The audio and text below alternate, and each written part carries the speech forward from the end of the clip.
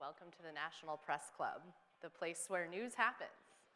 I'm Jen Judson, the 115th president of the National Press Club and land warfare reporter for Defense News. Thank you for joining us for the Headliners panel on the new #MeToo bill passed by Congress in February. For those joining us virtually, we're happy to accept your questions via email and we'll ask as many as time permits. Send your questions to headliners@press.org and write #MeToo in the subject line. The #MeToo movement began in 2006 as a social crusade against sexual abuse and sexual harassment. A full 16 years later, Congress has passed a bill with rare bipartisan support, forbidding companies from forcing assault and sexual harassment claims into arbitration. What happened during those intervening years involved a roster of powerful figures, including movie mogul Harvey Weinstein, Today Show host Matt Lauer, and USA Gymnastics doctor Larry Nassar, facing serious accusation of sexual misconduct and social media amplifying the voices of men and women telling their stories of abuse and survival. Among those alleged of abusing their influence and power was Roger Ailes, head of Fox News. Today's speakers, Gretchen Carlson, whose long career in journalism included hosting the CBS Early Show, Fox and Friends, and The Real Story with Gretchen Carlson, and Julie Roginsky, former contributor at CNBC and the Fox News Channel, sued Ailes and Fox News for sexual harassment and retaliation. Both suits were settled. Together, Carlson and Roginsky co-founded the nonprofit Lift Our Voices to protect American workers from laws and business practices preventing them from publicly discussing and disclosing toxic workplace conditions. They're here to talk to us today about their experiences, why this new bill is so important, and how it garnered support from both sides of the aisle. Ms. Carlson, let's start with you. Welcome to the National Press Club.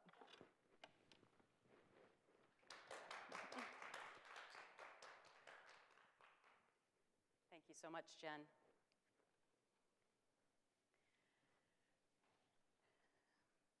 Well, you're a big, fat, ugly skank. I wish you'd just go away and effing die. You deserve to be harassed. Way to ruin a good man's life. Welcome to my Twitter feed. I guess you could say that if I didn't have a tough skin before I decided to sue Roger Ailes, I do now. My lawyers warned me I'd be maligned, hung out to dry by people I once considered friends, and Ailes would probably survive. Well, three things are true about my life. It certainly worked in mysterious ways. I've been underestimated many, many times, and I've always been a fighter. I grew up in a small town in Minnesota, Anoka, the Halloween capital of the world. I'm a product of the Protestant work ethic and Midwestern values. I had a mom who taught me drive, and every night when she put me to bed said, "Gretchen, you can be anything you want to be in this world with a lot of hard work." My dad, the same, but also the life lessons of humility, kindness, and how important it is to have a good sense of humor. My first memory of being gutsy was the first day of kindergarten, when I went to school and the class was divided into two groups, one who could read and one who couldn't. I was unfortunately put in the group of those who could not read, even though I knew how to read. So 3 times that day, I went up to the teacher, Mrs. Grossline, and I said, "But I know how to read." And she quietly asked me to go back and sit in the group. I can still feel myself running all the way home from school that day and slamming the back door and screaming for my mom to tell her what happened. And she called the school the next day, and I was put in the right group. I share that story because I thought a lot about it before I decided to jump off the cliff on July 6th, 2016. I hearken back to that gutsy little girl because it's the way I've tried to live my life, speaking up about things that weren't right, and now fighting my biggest fight. Sure, there were times that I was silent too, like when I was assaulted twice at age 22 when I was Miss America. One time by a high-ranking TV exec who had helped me all day long, placing phone calls for me to try to break into the TV business, only to expect me to want him when he lunged at me in the back seat of a car and stuck his tongue down my throat. Or the PR exec 3 weeks later, also in a car, who on the way to dinner grabbed my neck in the passenger seat and stuffed my head into his crotch so hard I couldn't breathe. I did what most women did before this movement. I cried and shoved down the shame to my inner core and never told a soul until 25 years later when I wrote my memoir. During my first TV job in Richmond, Virginia, one of the first stories I covered, ironically, was the Anita Hill hearings. And a few weeks later, I was promptly sexually harassed on the job by a photographer in the rural part of the state, just the two of us again in a car, when he said to me, "How did you like how I touched your breasts when I put on the microphone today?" And much more. I actually visualized myself opening the car door to escape while we were driving down the highway like I'd seen in the movies and wondering how much it might hurt. As an achiever in my life, a violin prodigy, valedictorian, Stanford grad, Miss America, successful television journalist, I never expected to be any kind of a victim, and certainly never aspired to be a poster child for sexual harassment in the workplace at the height of my career. But when faced with the unthinkable and horror behind the scenes, and when a job I had killed myself for 4 local markets, 5 years at CBS News in New York, 11 years at Fox News, was being taken away from me, and it wasn't my choice, I decided if I didn't jump, who would? I always say building courage isn't like walking into a room and turning on a light switch. My courage took years, spurred on by supportive parents who finally called me 6 months before I filed my suit emotionally and said they were with me. To my husband and children, my paramount concern, who on the day I told the kids, "Mommy has been fired and she's going to do something big about it," my 11-year-old son blurted out, "What's going to happen to our babysitter?" What about Mommy? But later that night, with just hours before the courts opened at 2 a.m. in my kitchen, my husband said to me one of the mantras of my life, "Well, Gretchen, I think Fox News and Roger Ailes really underestimated you."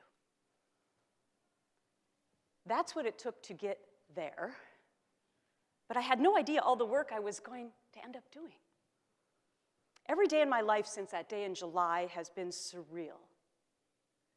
How could I have known the Murdoch sons would start an investigation at Fox? How could I have known other women would tell even just 10% of their stories? How could I have ever known that they'd actually fire Ailes? How could I have known my story would help ignite a movement? How could I have known thousands of women would start reaching out to me to share their own stories of pain, how they'd been pushed out of the workforce and silenced? How could I have known that harassment in the workplace was an epidemic? And so were the silencing mechanisms companies were using to hide their dirty laundry. So I decided to do what I knew. I rolled up my sleeves and got to work. I started walking the halls of Congress. My first 2 meetings were with Senator Lindsey Graham and then Senator Al Franken. I know, talk about strange bedfellows. But luckily, they both agreed on my issue, that people sexually harassed and assaulted in the workplace shouldn't be shunted into secrecy, into forced arbitration, the secret chamber. They became the bipartisan co-sponsors of my bill, as well as a Dem and a Republican in the House. By this time, other big names of harassment were starting to explode: Harvey Weinstein, Matt Lauer, Bill O'Reilly, and then Al Franken himself. After he resigned, I had to find another Dem, and Senator Kirsten Gillibrand stepped up to the plate. We introduced the bill for the first time in 2017, and I started strategizing about how to get specifically Republicans on board. This tends to be more of a Democratic issue. But almost everything on the Hill started being drowned out by Trump and more Trump and more Trump. And so the bill stalled. A bit of a primer here. Arbitration's original intent was to unclog the court system by settling small business disputes. It was never intended to settle human rights violations. But companies got smart 4 decades ago. In 1991, only 2% of all employees were bound by forced arbitration clauses in their workplace contracts. But by 2024, 84% of us will be, unless we stop them. Arbitration is a secret process where the deck is stacked against the employee from the get-go. Many times the company picks the arbitrator for you. Arbitrators come back for repeat business. They tend to not be a jury of your peers, retired judges and lawyers, mostly older white men. Not the same amount of witnesses or depositions, no rule of law, and no appeals. And the worst part is, because the process is secret, many times the perpetrator gets to stay on the job because nobody knows about it, while the woman is pushed out, and so the vicious cycle continues. Only 2% of all arbitration cases actually go to arbitration. And of those 2%, only 2.5% of the time does the employee actually win. More women than men are bound by forced arbitration, more African Americans than anyone else, and 65% of all people making minimum wage. Think of an African American woman working as a home health aide, changing bedpans. The 2020 election changed everything. Yes, Joe Biden actually won. And then I started walking the halls of Congress again. And this time I noticed a tonal shift. Members of Congress were starting to see that actually what I was talking about made sense, even in the most hyper-political era of our lifetimes. Let's be clear. Getting a bill introduced is the easy part. Getting it passed is almost impossible. But last July, we reintroduced the bill, and by November, it was going to committees. After Senate Judiciary, I had 5 Republicans co-sponsoring the bill: Graham, Blackburn, Kennedy, Grassley, Hawley. I needed 10. One by one, it was like a victory dance with my kids in the kitchen. Each time I got another one: Murkowski, Collins, Portman, Tillis, Shelley Moore Capito. I'd finally reached the magic number. There's a lot more inside baseball here, but all that mattered was getting to the numbers and then getting it to the floor. The House went first. I thought we had 20 Republicans firm, but on that night, as I was sitting outside of the chamber, we got 113. Just 4 days later, the Senate passed the bill with unanimous consent, and in a room nearby, I cried tears of joy. The presidential signing a few weeks later was just icing on the cake, where I spoke and got to introduce the president with my husband and children nearby. And thank you, Mr. President, for telling my son that his mom is smart and to always listen to her. So where does it go from here? At Lift Our Voices, we continue to fight for other protected classes: race, age, gender, and LGBTQ discrimination, still being forced into arbitration. And Julie will discuss our fight with NDAs. In conclusion, not many gave me a chance in hell in a lot of things in my life. With my lawsuit, with bringing down ales, or starting a movement. And for sure, no one gave me any chance to pass bipartisan legislation. But that gutsy little girl from a small town in Minnesota still had much more work to do. I won't be underestimated as we continue to work for justice. Thank you.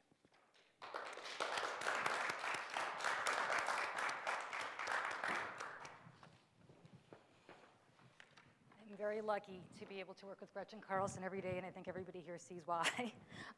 Thank you, Jen, and to the National Press Club, and to all of you for coming today.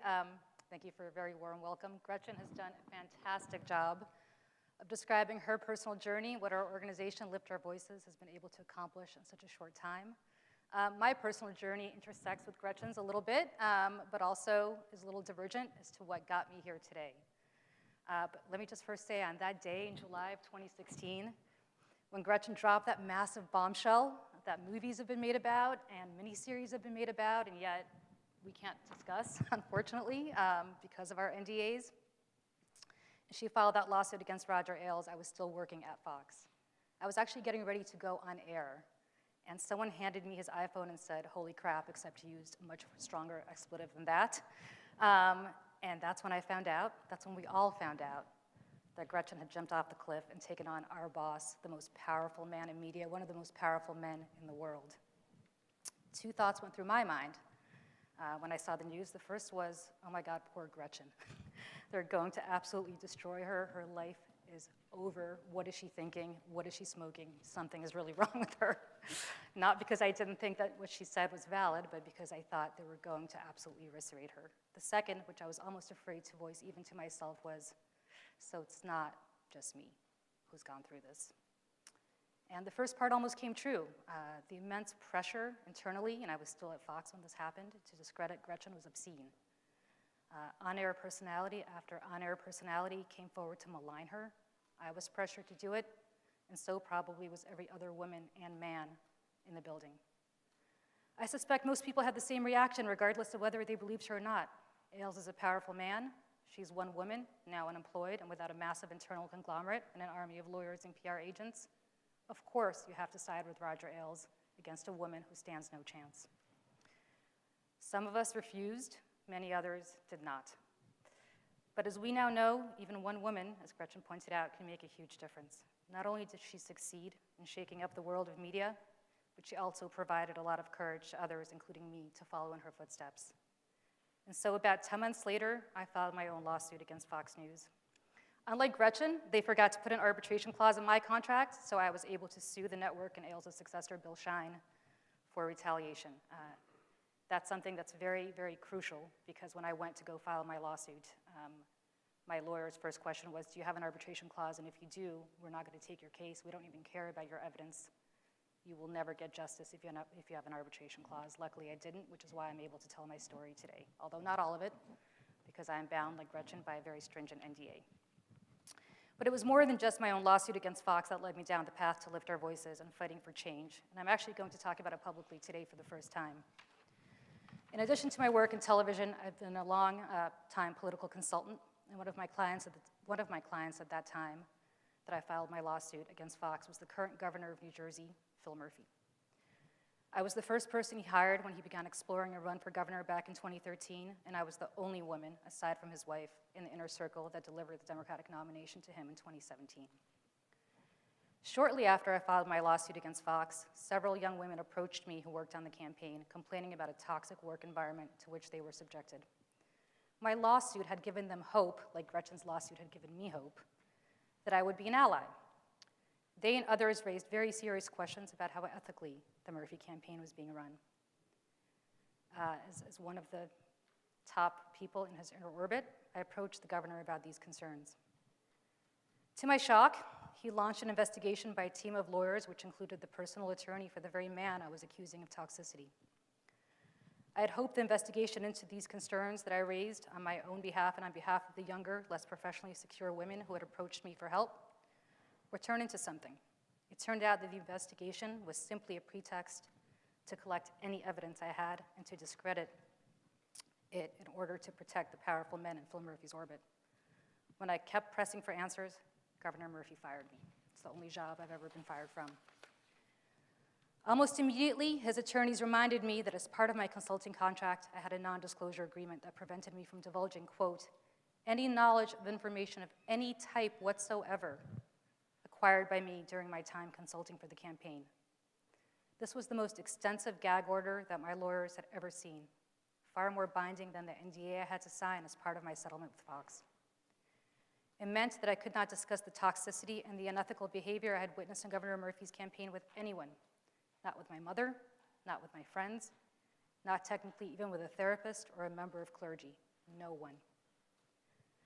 The following year, a young woman who volunteered for Governor Murphy's campaign contacted me. She was very distraught.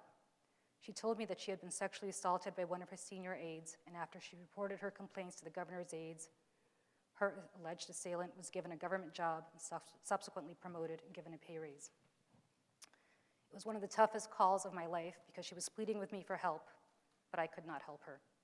I was bound by the gag order Governor Murphy imposed on me.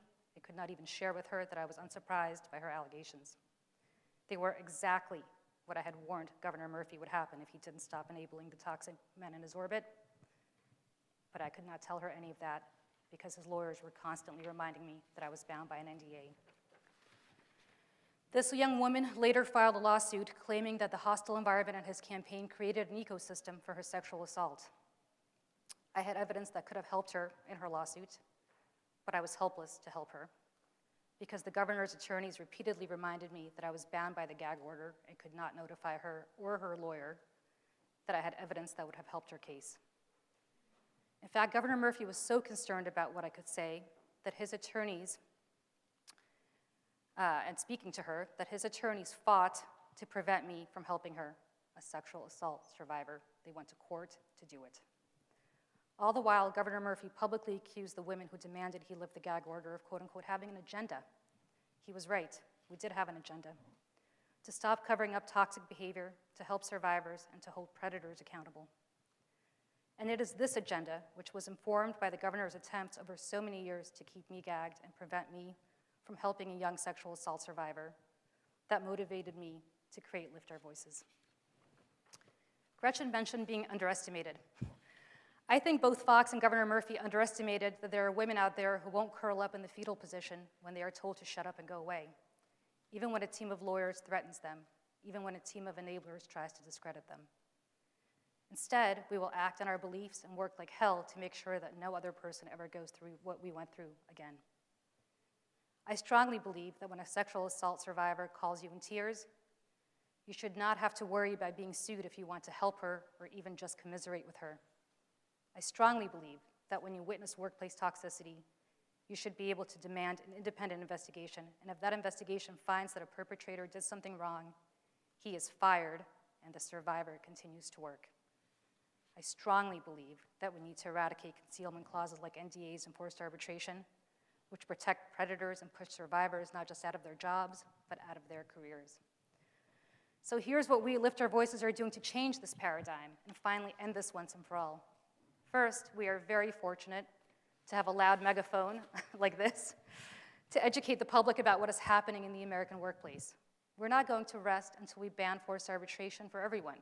The African-American worker who's been subjected to racism, the older worker who has been discriminated against because of her age, the disabled worker who has been discriminated against because he cannot walk, the woman who has been discriminated against because of her gender, the LGBTQ worker who's been discriminated against because of his, her, or their sexual orientation or identity. Most workers are not aware that they're bound by these silencing mechanisms, and we are using our platform to inform them. Second, we are working nonstop to ban NDAs for toxic workplace issues at both the state and federal levels. No one should ever again be prevented from exposing bad behavior and holding a predator to account. And as Gretchen said, we are working every single day, including today, to meet with members in both the House and Senate to put forward federal legislation to be able to do that. Third, we are demanding that organizations come clean about how they treat their workers and allow their workers to speak about their experiences. Fourth, we are working with survivors every single day to listen to their stories and harness our collective power to create meaningful and permanent change. Gretchen, you talked a bit about your upbringing, and I will just end on a personal note with respect to mine, especially since it touches upon what is going on in the world today. I was a refugee who fled the Soviet Union when I was 6 years old. It is one of the most traumatic experiences any child can go through, as I'm certain you can see from the horrific images shown on TV every single day, that it really have very much hit close to home for me lately. Nothing else really ever compares.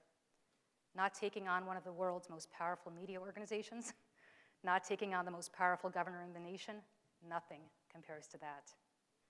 And when powerful organizations or politicians want to take on women, they should consider that our life experiences may give some of us the courage to understand that even one individual person can stand up to power and that toxic entities, whether they are superpowers or media executives or politicians, can only keep the people in their power quiet for so long until the dam breaks. Instead, we urge all of them to get on the right side of history proactively before history judges them harshly for their behavior and before the law makes them do it. This is not much to ask. It is about basic human dignity, and that is what we are fighting for every single day. Thank you.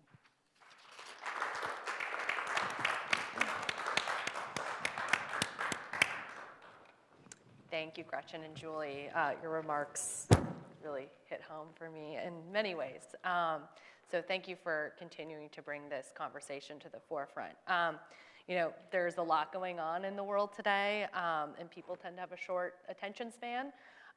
So in the absence of, you know, headline grabbing allegations, you know, how do you keep the hashtag #MeToo movement in the forefront? Well, we do it 24/7, actually as volunteers in our organization. We are obviously not paid. We're doing this on a volunteer basis because it's not really about Gretchen and Julie. It's about the millions of people out there that don't have the platform that we have to be able to keep these stories alive and our mission alive. But you know, every day we're still hearing from women for this bad behavior that's going on. You would think that 5.5 years into the movement that people maybe wouldn't be treating others this way because they know now that they're probably going to be exposed, right? But they do. I mean, it's unbelievable. I heard from a woman just a couple of years ago who was working in the radio business, and she told me that she asked for a promotion and her boss asked her to get up on the desk and spread them. I mean, it's just outrageous that this kind of behavior from the 1950s of Mad Men would still be going on. But I think that, as Julie mentioned, we have the ability to speak loudly and be heard. And through events like this, and we're doing, you know, constant education. The main thing about our mission is educating people on this. Because before the pandemic, when I would speak to thousands of people, I'd ask them to raise their hands if they knew whether or not they had an arbitration clause in their workplace contract, and not one hand would go up. People just don't know. Even when we pitch to companies, and we have the C-suite on the phone, they look at each other and go, do we have these things? So that's our main thrust, is trying to educate people on this. And we'll have to educate them on this law as well, which we can get to. Yes. Julie, anything to file on there? No, I mean, just to add quickly to what Gretchen said, it may not be in the news every day, but it's certainly at the forefront of millions of people's minds every day, and we know that because we hear from them every single day. I mean, the amount of time that both Gretchen and I spend just answering phone calls or emails, and we try to answer every single one, and just listening to people. And so there's a lot of stuff going on in the world, some of it very terrifying, certainly, but it doesn't mean that if you're going through this, it's not all-consuming. And I think we can both say, and I'll speak for Gretchen here as well, that when you are going through it, it is entirely all-consuming, and it is for every single person we hear from. And so this issue is not going away. I think that's the thing that companies and other powerful entities need to understand. They should get on the right side of history, because this issue will never go away. Workers are, first of all, aware now more so than ever, and secondly, they have a choice as to where to work. They don't need to put up with this, and they don't anymore. You mentioned that education is a very important aspect to all of this. So what advice would you give to women and men when reviewing contracts? You know, you talked about arbitration clauses, but what are some of the things to look out for when you are, in fact, about to sign the dotted line, when you're being hired, to make sure that you're negotiating the right things to protect yourself? Well, forced arbitration is the first thing. Actually, Fox News put a forced arbitration clause in my last contract there. I had several contracts. And I'm a stickler for details, so I noticed it, of course. I asked my agent at the time, what is this? And she said, don't worry about it. It's becoming the way of the world. Unfortunately, she was right. But even so, I was already thinking about my lawsuit, and I did not understand, as a highly educated woman, the ramifications of what that forced arbitration clause meant. Until my lawyers, I had assembled the team, and they told me, you have no case. And I said, what are you talking about? I have all this evidence. And they were like, it doesn't matter. You're going over here to the secret chamber. And that's why we had to sue Ailes personally, to try to circumvent the arbitration clause, luckily. So first and foremost, forced arbitration. Now with this new law, companies will still be able to put into the contract a forced arbitration clause. So the onus is going to be on the individual to have to understand the law, to know that if you're facing harassment or assault, you do not have to abide by that. You have a choice. So that's the first thing. The law is also retroactive in the sense that if you're currently working now with a contract that you've already signed years ago or just recently, and it has a forced arbitration clause, you too have to understand that you don't have to abide by that. I also believe that companies are probably being incredibly introspective right now, and general counsel are very busy. How are they going to approach this? Are they going to do the right thing and actually carve out in future contracts for this particular law? Or will they just try to hide under it, so to speak? So that's the first thing for people. And then NDAs have become incredibly expansive in workplace contracts. Of course, the original intent as well of an NDA was to protect trade secrets for the company and proprietary information. What's happened over time is that they've become incredibly expansive to cover every single thing that happens to you at work. So even before the pandemic, you're walking around work with a muzzle on, okay? On your very first day. 1/3 of all Americans are bound by these expansive NDAs on their first day of work. And then the really difficult part is that employees just want their paycheck and want to have a good time at work, and they're happy to have a job, right? So the idea that you're thinking about these things when you sign on the dotted line, it's just not something that people are doing. So we have to educate them to look at those two things specifically. And if you go to our website, liftourvoices.org, we actually have clauses there that we recommend for companies to put into their contracts that have been lawyerized, that allow people to be able to speak about toxic workplace issues but still protect trade secrets, and take away forced arbitration for human rights violations. Okay. Other side of the education card, I think, is just being able to kind of recognize when toxicity is happening in the workplace, and there's very blatant things, as you've provided examples of. But what are some of the other examples of kind of more subtle workplace toxicity that you've encountered in your experiences talking to people that have had? You know, it ranges anywhere from not getting paid equally to the man that's doing the same job as you are. And in fact, I just spoke to a fairly prominent reporter who confided in me that that was happening to her. And this is a woman who, again, works at a very prestige publication, so you'd think by that point people would start to get a little bit more woke on this issue, but they haven't. So that's one example. The other is, you know it when you see it, right? It's when you go to work with a knot in your stomach because you are being maligned or you are being mistreated or because of your gender or your race or your disability or any number of factors, you're not being included in the sort of same kind of club that other people are. All of these things are real, and all of these things happen every day. You don't need to just have somebody proposition you who's your boss or call you the N-word or any other really toxic example that we can think of to understand that these kinds of things happen all the time. It's not that hard to run a respectful workplace, right? It's really not. I mean, just to treat your employees fairly and more importantly, to listen to their concerns. Even if you don't give them exactly what they want, just the notion of being able to speak publicly and not worry about being retaliated against. So many times I heard from colleagues who still work at Fox, who came to me because I was still in the building on Gretchen. Gretchen, in some ways, was lucky that she didn't have to come back after she filed her lawsuit. I still had to go to work for about 3 or 4 more months after that. And I had people approaching me in the building saying, I wish I could do what you did. It happened to me too, but I can't because I'll never work in media again. And that's an awful feeling for people to have, that they should be able to do something about this, that they want to come forward and support you publicly to help your case, but also just morally help you. And they can't because they are precluded because of fears of retaliation. And I think this notion of retaliation is something that people don't pay enough attention to. I think the media does a very good job of focusing its lens on the initial explosion. Oh my God, Gretchen Carlson filed her lawsuit, Julie Roginsky filed her lawsuit, huge swarm of reporters. And then everybody moves on to a different topic, but they don't really quite cover the retaliatory actions that take place against people who come forward.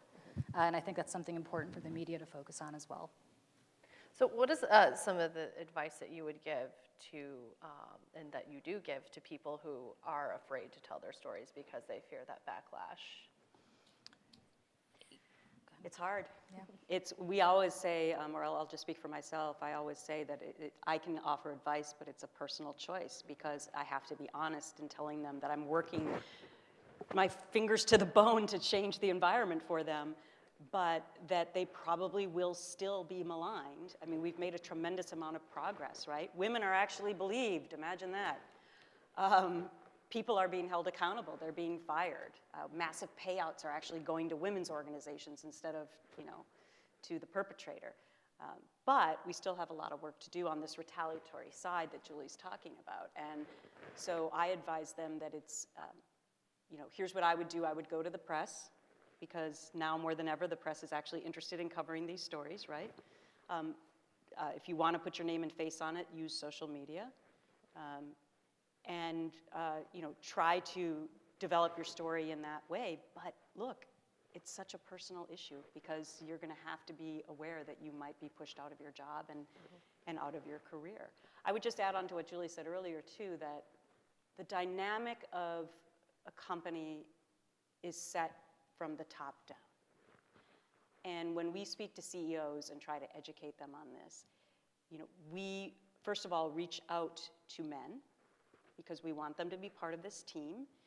Men still run the majority of Fortune 500 companies, and we need them.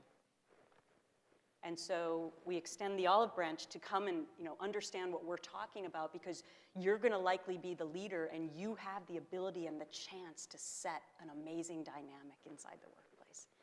And imagine the difference of a leader who gathers around all their employees and says, we're not going to tolerate this. And I'm going to celebrate the people who come forward and tell me what's wrong here, right? And I'm going to get rid of the bad apples. And I'm going to keep your career. All the women that we talk to, all they want to do is work. And so we have to change the way that we operate this old school system of the woman comes forward, we get rid of her, and we protect the predator. No. We do an independent investigation, we get rid of the bad person, the woman gets to work. Now guess what you don't need? Settlements, arbitration clauses, NDAs, lawyers. No, now we're just back to normal. So that's really our overarching goal of this whole mission, is to really change and educate the leaders of tomorrow about how to do this better. Because as Gretchen mentioned, suing is not fun. Nobody wants to sue. I mean, it's when I say the last resort, until midnight of the Monday that I filed my lawsuit against Fox, I tried everything to avoid it. I mean, every single thing. And I just wanted the retaliation to stop. And I think that's what the difficulty is that we have such an inherent litigious society in this world that people just assume that if you have a complaint, you'll file a lawsuit, and then you'll most likely get a settlement, and you'll leave the company. And by the way, a lot of these settlements come with something called no rehire provisions, which I'm not even sure people are aware of. But what they basically say is that you can no longer ever apply to work for the company where you worked, that you sued, or any of its affiliates, which is very problematic, because what did you do wrong? Why can't you ever work there again? Meanwhile, there's always an NDA attached to it, which means that the perpetrator is always going to continue staying there. In fact, how many people in the wake of Gretchen's allegations came forward about Roger Ailes? I mean, decades and decades worth of women who were all silenced with NDAs, and so nobody ever knew about it. It was almost like a meat grinder that women were cycled through, and I think that's something that really needs to be a laser focus for people to understand, is that there are repercussions to filing a lawsuit for women that are not necessarily great, and something that people need to bear in mind as well. We are very fortunate to be able to have the platform that we have. We're also very fortunate to be able to have the careers that we have, where we're able to talk about these things without worrying about whom it's going to offend. Most people are not in that boat. Harvey Weinstein, Bill Cosby, and Larry Nassar all faced jail time for their crimes. Yet some of the names we've discussed today, like your former Fox News colleague Bill O'Reilly, did not. What's your view on the justice of these cases? I'll just speak about Bill Cosby for a minute, because I did some interviews around this when he was let out of prison in the last year, and I'll actually just take on the media a little bit. I can, because I'm also a journalist, in the sense that immediately the reaction was, oh, this dismantles the whole Me Too movement. This is horrible for women. And sometimes the media has the mistake of also falling into old traps, right? It's also like when Bill O'Reilly was brought down, within 3 weeks, like the chyrons would come up on screen like, when is Bill O'Reilly coming back? I'm like, what the hell? Like, why don't we ever say, when are these women coming back, right? So the media does bear some responsibility, and I want to be really careful about this, because the media also helped dramatically in this movement. So I think that, what was my original thought about it? Because I was into Why yeah. has he not faced justice the way Cosby has and Weinstein has? Yeah, well, so I think that the media bears, some responsibility in the Bill Cosby story. That's what I was saying. I did interviews saying that this was still, I don't agree with the fact that he's out of prison, but this is still moving forward, because had it not been for the fact that this movement had started, he would have never even been convicted, right? Because the hearts and minds of jurors had been affected by this movement to understand that these women were not pariahs, but were probably telling the truth. So I think we sometimes need to reframe it as journalists and just take a step back and don't fall into those old traps that keep us in the old systematic way of looking at things, and promulgate pretty much the issues to stay as they are.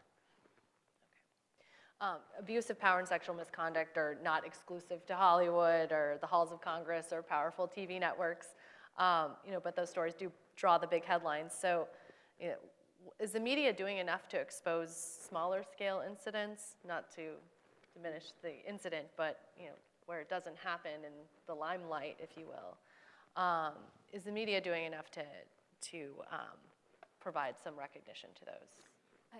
Where I think the media needs to do a better job is whether you are, I mentioned this earlier, whether you are the President of the United States or somebody running a lumber mill somewhere in the Midwest that nobody's ever heard your name.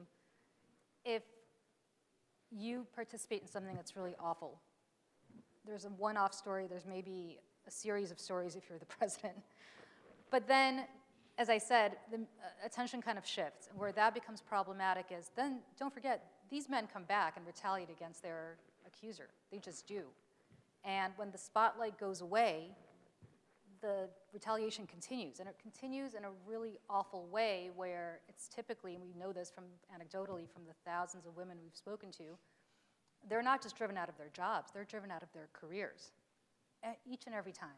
And that's never covered by the press because either it's too complicated or it becomes a he said, she said story, even if there's no doubt that the perpetrator did something wrong.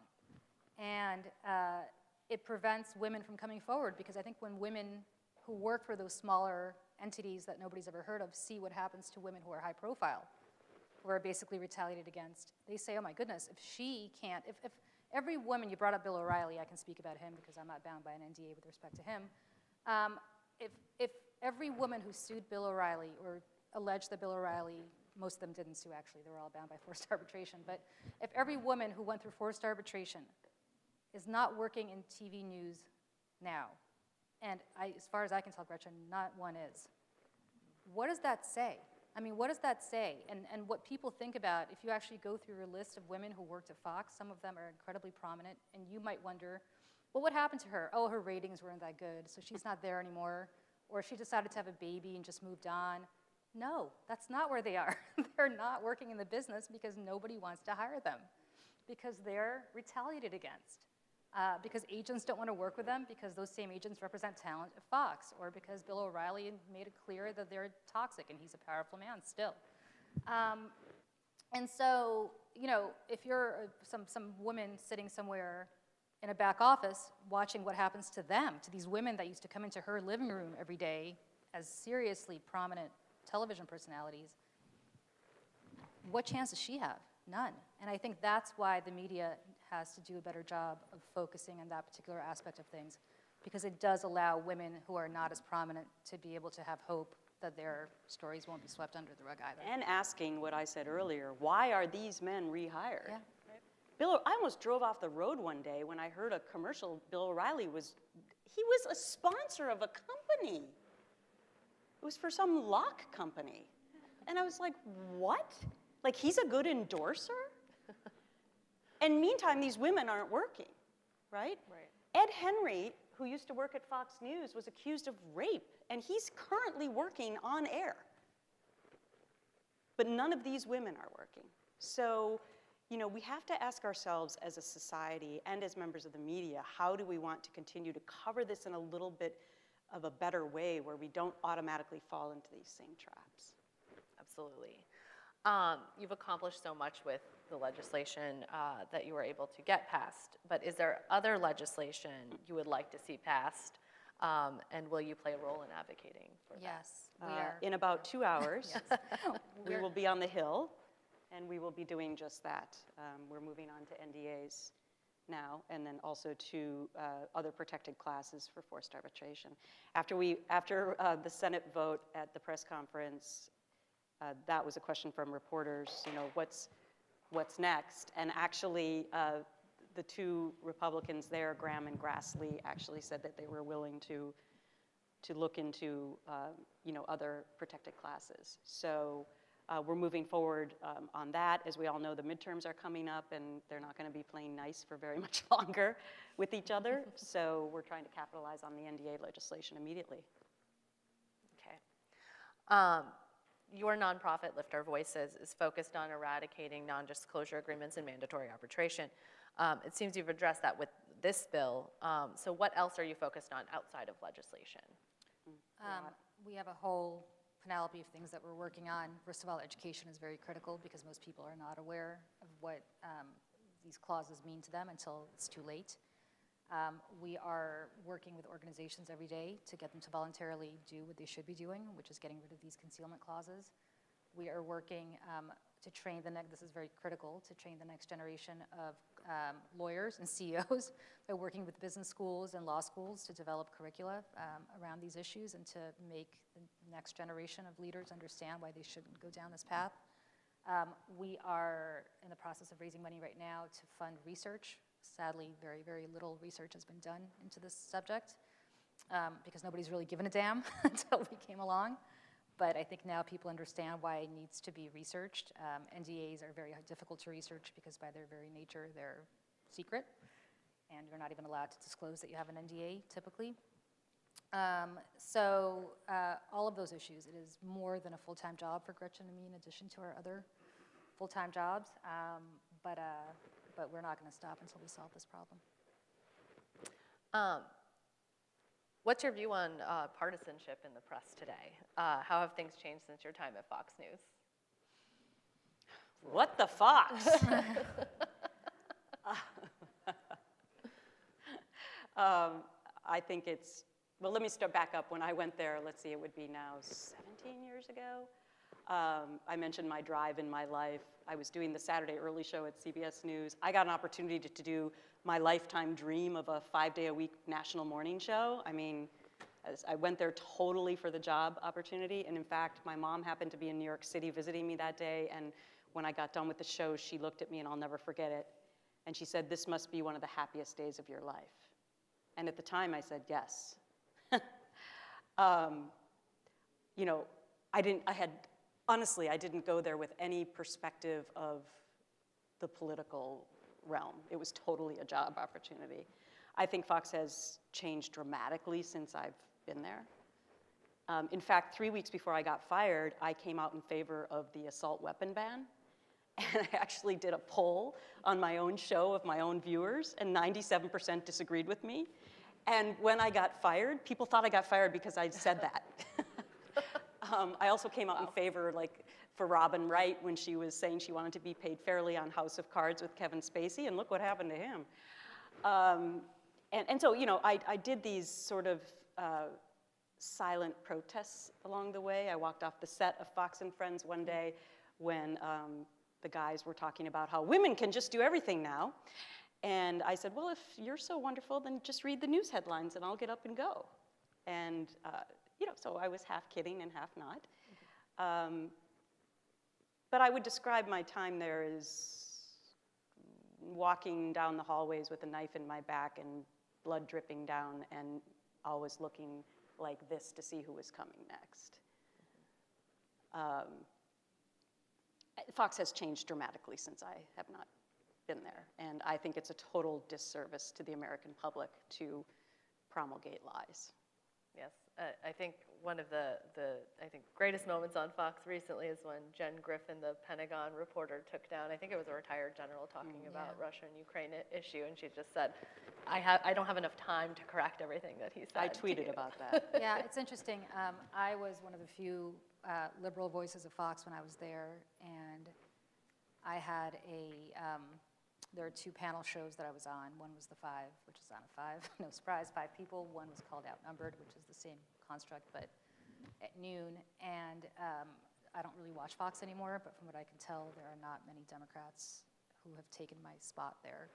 The Democratic seat that used to be held by Bob Beckel and Juan Williams and me is now filled by Geraldo Rivera, who I think is actually, it's often filled by Geraldo Rivera, who I think is a Registered Republican and wanted to run for Senate, and I think at least 2 or 3 different states as a Republican. So that's one. And then Outnumbered, from what I can tell, doesn't even have any Democrats anymore. So, and I think it is a disservice. I think it's a disservice to viewers to not be able to have varying opinions. I also don't think, I think it doesn't make for good television, in addition to all of that. But I think that they are so concerned about losing the ratings war to these startups like Newsmax and One America, OAN, I think is what it's called, that they don't care anymore about balance to the extent they even had it in the first place, which wasn't much. I think now it's just a question of trying to see, it's like an arms race to the right to see who's going to be most receptive to Donald Trump's tweets. Yeah, but it was all fueled by President Trump. Correct. You know, and there's an argument for balance, of course, but I would argue that there are a lot of other places that also have opinion. And for me, the final line was actually telling lies, right? For example, there wouldn't be one Republican on the planet 5 years ago who would be favoring Russia in the Russia-Ukraine battle. Right. You know, but now it's sort of blurred. You know, I think it all stems back to Trump. And ironically, I think you would agree with me on this, Julie, that if Roger Ailes is still alive and running Fox News, that probably would not be happening. It would not be. And I would say, to your point, yes, there is nobody there to call out these lies, except for the Jen Griffins of the world once in a while. But we'll see how much longer she's able to be given a platform to do that. It's one thing for her to do it when she's got a hit here or there. There's no permanent voice in any of these shows to say, wait a second, Tucker, maybe what you're saying is not accurate, and here's why, and state the facts day in, day out in a routine kind of way. And that was not the case when Roger Ailes was there. And I think he was a very complicated man. Certainly, he did a lot of things that are not right. But I don't think the network would be doing what it's doing now if he were still there. Okay. Oh, yeah, if you actually, okay, there's actually cards, but if we have a, oh, feel free. Is there a microphone, or is it just, if you can speak loud? Hear you. This is a question for Julie. Repeat the question, then. Okay, this is a question for Julie. Can you tell us about retaliation by the Murphy administration against you and what it did to your career? And can you? I thought you had to leave. I didn't think you had much time. He said to be considering presidential run. I'd like to hear about that. Well, the retaliation goes on. It's been 4 years of retaliatory activity for doing nothing more than just asking him to take concerns of women, including me, into account. It has been incredibly damaging to my career. He and his inner circle, all of whom are men, I might add, have gone out of their way to do everything they can to destroy my career. As I said, I think they underestimated my determination, the determination of other women who are not going to go for that. In terms of his presidential ambitions, I'll only cite what happened when Gretchen and I first formed Lift Our Voices, which is in 2019. When we first formed, we reached out to the many, many, many candidates on both sides of the aisle who were running for president to ask them where they stood on NDAs. And the first to respond was actually now President Joe Biden. And he was wonderful and said, I'm with you 100%, I support your mission, I want to get rid of NDAs, said it again at the press conference at the White House where Gretchen and I were, and has repeatedly stuck by that. That's the kind of president I think that we need. And that's not a partisan observation. There was also a Republican candidate who said the same thing. I think we are way past the era where any politician thinks that he can get away with muzzling women and thrive. He might have succeeded in doing that in his state. I don't think he'll ever succeed in doing that at the national level. But do you think some of this has been fixed in New Jersey? To what degree? For example, again, the NDAs apply to sexual harassment. It was fixed in New Jersey because the legislature passed legislation banning NDAs for toxic workplace issues in New Jersey, which is, I think, a wonderful thing. The governor was forced to sign it in large part, I think, because of media attention paid to my story and to other stories. I don't think that women still feel that they can come forward even with the law being changed, because I think they saw what happened to me and other prominent women who did, and I'm not alone in that. And as a result, I think that they are scared and terrified of the retaliation that we just talked about. You had a question? Yes, Here, why don't you speak into my mic? Yes. Could you talk about, Ms. Carlson, I saw that you're from Anoka. Could you talk about how the Garrison Keillor case was handled there in Minnesota? And then maybe if you want to talk about the fact that Governor Andrew Cuomo apparently is not going to be subjected to any charges. Yes, so Garrison Keillor grew up in my same hometown. Lake Wobegon is basically also Halloween capital of the world and also Lake Wobegon. I honestly didn't follow his case as closely as I probably should have. I did many events with him after I was Miss America in this state and had been a fan of his show. But I think it just shows that it can be anybody, right? And I think that's part of the problem with this is that the first reaction sometimes from people is, well, he would never do that. That's not the person that I know. Well, the problem is you don't know the person behind the scenes. And that's especially true with these types of issues. And then with regard to Governor Cuomo, I mean, that investigation was the sterling investigation because it was actually independent and it showed that it worked. Because you could actually subpoena people and it wasn't an outside law firm that has already done business with the company or the individual before, which is often the case. And so we thought that that was very fair and equitable, and we had called for his resignation long ago because, again, it's a political issue. It doesn't matter to us if you're a Republican or a Democrat. And then as far as facing charges. Well, crucially, let me just add about Governor Cuomo, there were no NDAs involved. Yeah. So women, his first accuser, a woman named Lindsay Boylan, was able to tell her very harrowing story in a Medium post without having to worry that she was going to get sued because she was violating an NDA. And I think that's very, very key to then other women coming forward, other women supporting her story. And that's what we're fighting for. We're fighting, it's hard enough to come forward for professional reasons, even if you don't have to worry about being sued into oblivion. But when you have to be worried about being sued into oblivion, it becomes that much harder. And I think that's where Governor Cuomo's case is instructive for not just other governors around the country, but also just for other organizations around the country. Now, I'm sure there are people who probably see Governor Cuomo's case and say, oh my God, we better put NDAs in there immediately to prevent people from doing what happened to Governor Cuomo. But nevertheless, as Gretchen mentioned, it was a great example of being able to have an independent investigation conducted by an attorney general who was empowered with subpoenas, who did it without fear or favor. Maybe to the detriment of her own career, but did it without fear or favor. And Andrew Cuomo looks to be running again. We live in the New York area, so he's already running ads, and says that he's made a few mistakes. I think we have about 5 more minutes, so I just wanted to ask a question from the audience. In the Senate Judiciary hearings last week, we saw Republican senators treat nominee Judge Ketanji Brown Jackson disrespectfully. What role does this type of political discourse and conduct play in the treatment of women in general? Does verbal abuse lead to the normalization of other types of abuse? Yes. And I would just note that there's a story out yesterday or last night that shows that some of those same Republicans never asked the questions of Trump appointee judges about their sentencing of pornography cases, and that in many cases, those particular judges had done even more lenient sentences than Judge Jackson Brown had done. So look, hypocrisy goes on both sides of the fences, both sides of the fence. I was just glad in our case that we were able to bring the two parties together on our particular issues, which we will continue to do. I don't know if you have any other comments. Yeah, the about only that. thing I would add is I think when people watch what happened to her,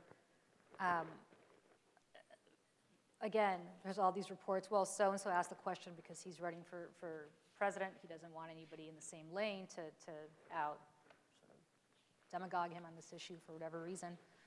I think that what we need to all bear in mind is that that's not something that audience members necessarily see, people who are watching this on TV. It's not that they think, oh, Senator so-and-so is doing this because he's running for president. They see that it's okay to treat a woman this way, that it's okay for powerful men to treat not just a woman, but an incredibly accomplished woman, and not just an incredibly accomplished woman, but an incredibly accomplished African-American woman this way. And it sets the template for how you can just go ahead and treat women. They don't think about the motives as to why they're doing that. They just see that it's okay to do it and they get away with it. And I think that's something that we really need to be very careful about. I would say on both sides of the aisle, although I'm not sure this kind of example has ever happened before. And I don't subscribe to the fact that Brett Kavanaugh is an analogous example because, of course, he's not a woman. I think that's something for all of us to bear in mind. Okay. Before we wrap today's discussion, let me take a moment to thank headliners, co-team leaders, Donna Lineman-Legere and Lori Russo, along with Gemma Polisi, who helped organize today's event. Club Communications Director Kate Helster and Club Executive Director Bill McCarran. And we're so excited to have you back here at the club, and we look forward to seeing you more at future events. And for the last question, just a fun one, what woman in history do you admire for paving the way for women down the road?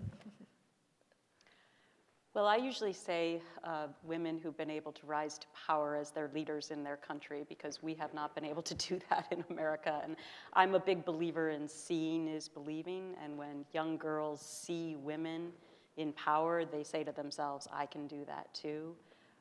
So I point to Benazir Bhutto, who was unfortunately assassinated, but the leader of Pakistan, and Margaret Thatcher, and Angela Merkel, there's the leader of New Zealand. We have gotten to the vice presidential level now, but hopefully we will see a female president in the United States soon. I think somebody like a Golda Meir is a great example of somebody who, at a very different time in all of our lives, I wasn't alive back then, but was able to harness just an incredible spirit to create a coalition virtually among men to become the powerful woman that she was and a standard bearer for a lot of people, and to do that in the wake of all the horrific stuff that she lived through as a child and all the back and forth, I think is just amazing. And again, it's just a great example of somebody persevering despite the odds and despite huge adversity for herself or her country. And I think that's something to really admire. So thank you so much, both of you, again, and best of luck on the Hill today. Thank you. Thanks for having us.